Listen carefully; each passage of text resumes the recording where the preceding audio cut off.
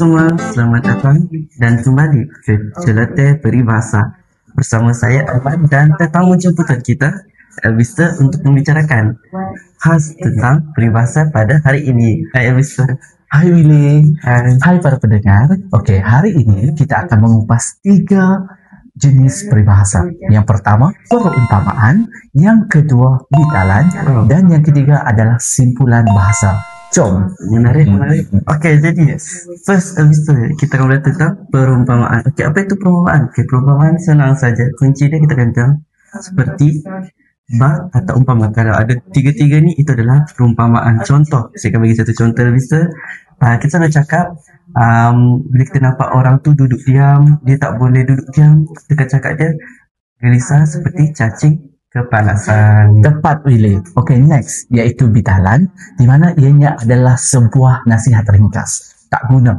Dia tidak menggunakan perkataan seperti. Begitu. Jadi macam mak-mak kita selalu buat, yang selalu cakap dengan kita, berani kerana benar, takut kerana salah. Itu terus panduan hidup untuk kita semua. Betul tak Willy? Betul.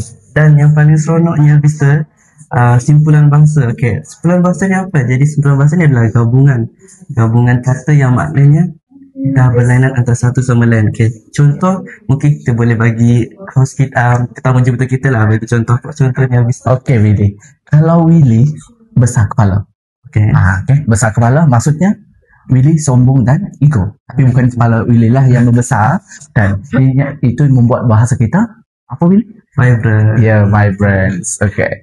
Jadi kita sebagai rakyat Malaysia lah kan, kita kena gunakanlah perumpamaan, bidalan dan simpulan bahasa ni untuk sembah yang lebih power.